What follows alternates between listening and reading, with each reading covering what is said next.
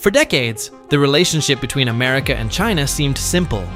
America created the world's most powerful technology companies, while China became the world's factory. Companies like Apple, Tesla, Nvidia, and Boeing entered China with confidence, believing China needed them far more than they needed China.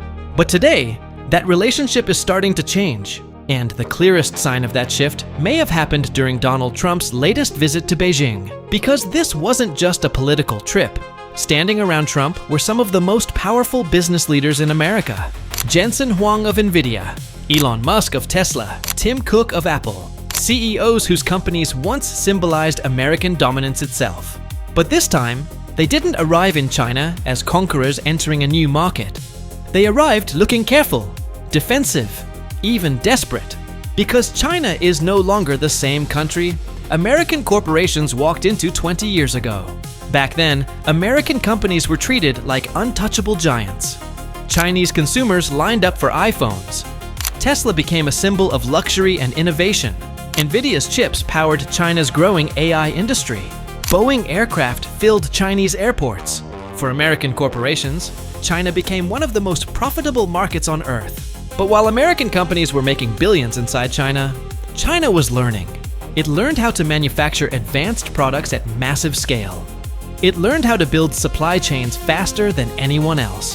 And after years of trade wars, sanctions, and chip restrictions, China learned something even more important. Dependence on American technology could become a weakness, especially after Washington began restricting advanced chip exports to China.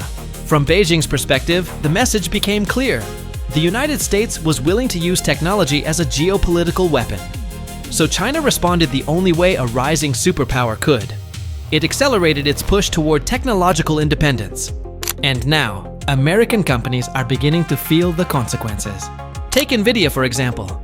China quickly became one of Nvidia's most important markets, especially for artificial intelligence. Its chips powered data centers, AI research, and machine learning across the country. But after the US government restricted advanced AI chip exports, China began investing heavily into domestic alternatives. Now, Nvidia faces a dangerous possibility. Not just losing sales temporarily, but losing China permanently. Because once Chinese companies build competitive local chips, there may be no reason to return to Nvidia at all. That's why Jensen Huang's presence alongside Trump mattered so much. Nvidia understands something many Americans still don't fully realize. If China becomes technologically self-sufficient, America could lose one of the largest technology markets in the world. Tesla is facing a similar problem. For years, Tesla looked unstoppable in China. Elon Musk was welcomed by Beijing, and Tesla's factories expanded rapidly. But while Tesla was growing, Chinese EV companies were evolving even faster. Then came BYD, a company that many Americans barely knew a few years ago, is now becoming one of Tesla's biggest threats. BYD controls batteries, manufacturing, and supply chains at enormous scale. In China, Tesla is no longer competing against weak local brands. It's competing against an industrial machine designed to dominate the future of electric vehicles. Apple is also starting to feel pressure. Chinese consumers are increasingly turning toward domestic brands like Huawei and Xiaomi. And this shift matters because China is not only Apple's manufacturing hub, it's also one of its biggest markets. Even Boeing is hoping for major deals from Beijing, showing how valuable China's approval has become for American corporations. And that may be the biggest shift of all. For decades, the world believed China needed America. But now, some of America's most powerful companies are starting to realize they may need China far more than they expected. Trump didn't bring America's tech giants to China because America was winning. He brought them because they can't afford to lose China. For years, the United States believed it had one unbeatable advantage over China: technology. America controlled the world's most advanced semiconductors. Its software powered global industries. Its companies dominated artificial intelligence, smartphones, aerospace, and advanced computing. And because China relied heavily on those technologies, Washington believed it had leverage. So, when tensions between the two countries escalated, America decided to use that leverage. Sanctions, export bans, chip restrictions, blacklists. The strategy was simple.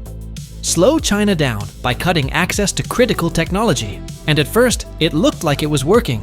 Chinese tech giant Huawei became one of the biggest targets. The company was cut off from advanced American chips, software, and key suppliers. In the West, many believed Huawei was finished. Analysts predicted the company would collapse under the pressure. After all, how could a Chinese tech company survive without access to America's most advanced technology? But something unexpected happened. Huawei didn't disappear. Instead, it adapted. Behind the scenes, China accelerated one of the largest technological independence campaigns in modern history.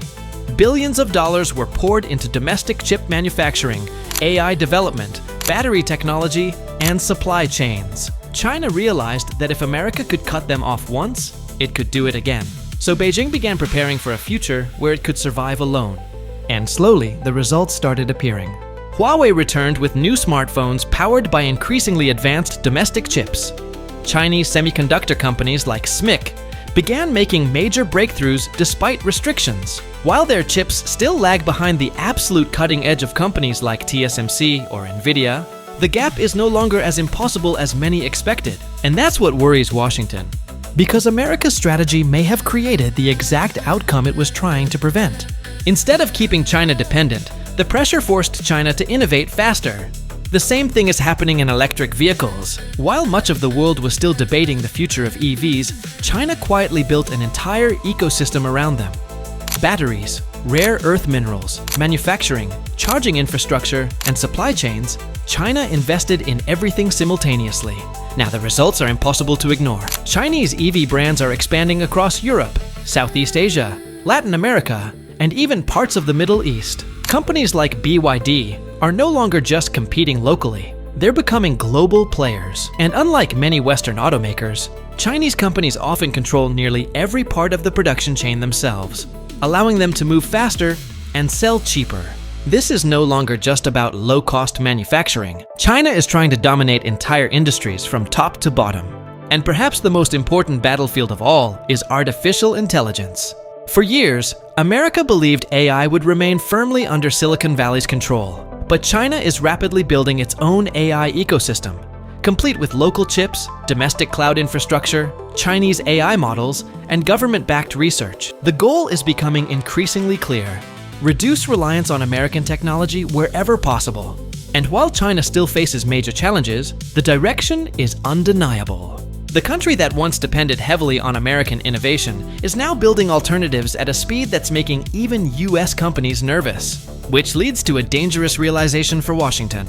What if the sanctions worked, but only temporarily? What if America's attempt to isolate China didn't stop its rise, but actually accelerated it? Because today, China is no longer acting like a country trying to join the existing technological system. It's acting like a country preparing to replace it. Right now, Nvidia sits at the center of the artificial intelligence revolution. Its chips power everything from ChatGPT to military research, data centers, robotics, and advanced AI systems. In many ways, Nvidia became the company that controls the engine of modern AI. And for years, China was one of its most important customers. The relationship was massive. Chinese tech companies were buying enormous amounts of Nvidia hardware to train AI models, build cloud infrastructure, and compete in the global AI race. Companies across China depended heavily on Nvidia's GPUs because there were simply no real alternatives powerful enough to compete. Then Washington stepped in. As tensions between the United States and China escalated, the US government began restricting the export of advanced AI chips to China. The reasoning was clear: slow China's AI development before it becomes a geopolitical threat. On paper, the strategy sounded logical. If China couldn't access the world's most advanced chips, maybe its AI ambitions would stall. Maybe the United States could maintain its technological lead for years longer. But the reality turned out to be far more complicated. Because Nvidia suddenly found itself trapped in the middle of a geopolitical war it never wanted. The company understood something that politicians in Washington also understood, but rarely admitted publicly. China is simply too important to lose. This isn't just another overseas market. China represents one of the largest AI opportunities on Earth. Losing access to Chinese customers could cost Nvidia billions of dollars, weaken its global dominance, and open the door for future competitors. That's why Jensen Huang's recent appearance alongside Donald Trump in Beijing attracted so much attention. It wasn't just diplomacy. It looked like damage control. Reports suggested Nvidia was lobbying for approval to continue selling modified AI chips to China, weaker versions designed to comply with US restrictions while still keeping Chinese companies inside Nvidia's ecosystem. Because Nvidia's biggest fear isn't necessarily the export ban itself. It's what happens next. The real danger is China adapting, and that adaptation is already happening. Chinese companies have accelerated efforts to build domestic AI hardware, with Huawei emerging as one of the most important players. Its Ascend AI chips are becoming a serious symbol of China's push toward technological independence. They may not fully match Nvidia's most advanced GPUs yet, but that's almost beside the point. The real issue is that China is learning how to survive without Nvidia. And once a country learns how to survive without you, your leverage begins to disappear. That's the nightmare scenario. Because if Chinese companies successfully build their own AI ecosystem, complete with domestic chips, local cloud infrastructure, and Chinese AI models, Nvidia could eventually lose one of the most important markets in the world permanently. Not because China was cut off, but because China moved on. And from Beijing's perspective, this entire situation only reinforces one conclusion. Relying too heavily on American technology is dangerous. Every new sanction becomes another reason for China to accelerate domestic innovation. Every restriction becomes another incentive to replace foreign suppliers. And every political conflict pushes Chinese companies closer towards self-sufficiency. Ironically, America's attempt to slow China's AI rise may be helping create a future where China no longer needs American chips at all. And if that future arrives, the consequences could reshape the entire global technology industry. Because Nvidia isn't just selling processors, it's trying to prevent the world's second largest economy from building a future without them. For decades, America's tech giants believed they were shaping the future of the world. But today something has changed. China is no longer just manufacturing the future, it's starting to compete for control of it. From AI and semiconductors to electric vehicles and global infrastructure, China is building a system designed to stand on its own.